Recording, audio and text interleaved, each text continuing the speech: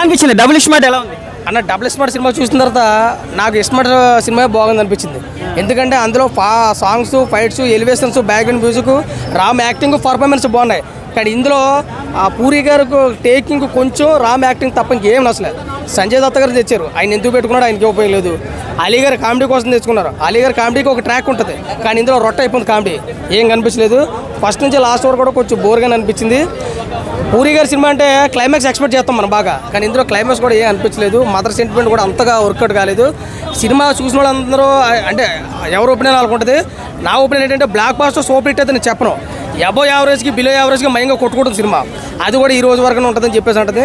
అయితే ఇప్పుడు ఈ సినిమా ఫ్యామిలీ ఆడియన్స్ చూడొచ్చు అన్న, ఫ్యామిలీ పరంగా చూడొచ్చు, కానీ లేదు ఇంకా అట్రాక్ట్మెంట్ కాదు.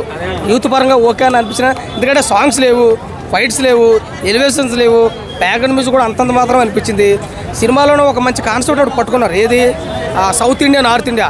ఈ సౌత్ ఇండియా, నార్త్ ఇండియాని ఒక అరగంట పొడిగించి దానిపై సినిమా కొడితే స్వాతంత్ర దినోత్సవంగా ఈ సినిమా బ్లాక్ బస్టర్ అవును. ఏదో కెమెరామెన్ గంగతో రాంబాలాగా అన్ని ప్రాంతాలని కవర్ చేసి వదిలేసినట్టు ఇందులో కూడా జస్ట్ కవర్ చేసి వదిలేడు తప్ప. పూరి గారు మీరేనా తాగుతున్నారో తింటున్నారో నాకు తెలియదు, కానీ దయచేసి మీకు దండం పెడతాను. ఒక సినిమా అభిమానిగా నేను కోరుకునేది ఏంటంటే మీరు మంచి సినిమాలు తీయాలి. గతంలో తీసినట్టు సినిమాలు ఒక బిజినెస్ మ్యాన్, ఒక పోకిరి, ఒక ఈడియట్, ఇంకా అలాంటి ఎన్నో టెంపర్ లాంటి సినిమాలు ఎన్నో తీయండి ఆదరణతో. కానీ ఇలాంటి దయచేసి మీకు దండం పెడతాను, ఇలాంటి సినిమాలు తీయకండి. మేము జీర్ణించుకోలేకపోతున్నాం. చాలామంది మిమ్మల్ని తిడుతుంటే నేను జీర్ణించుకోలేకపోతున్నాను. నేను మీకు అభిమానిని, నేను జీర్ణించుకోలేకపోతున్నాను. చూసిన వాళ్ళు ఏమన్నా అన్నారంటే లైగర్ రాడ్ 1 ఇది రాడ్ 2 అంటున్నారు.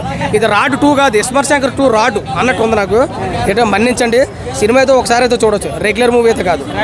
సినిమాతో పోలిస్తే ఈ సినిమా బాగుంది, రెండు ఒకలాగా అనిపించాయి. అది ఫస్ట్ హాఫ్ బాగుంది, సెకండ్ హాఫ్ దెబ్బేసింది. ఇది ఫస్ట్ హాఫ్ పర్లేదు అనిపించింది, సెకండ్ హాఫ్ మరీ ఘోరంగా అనిపించింది. Okay, thank you.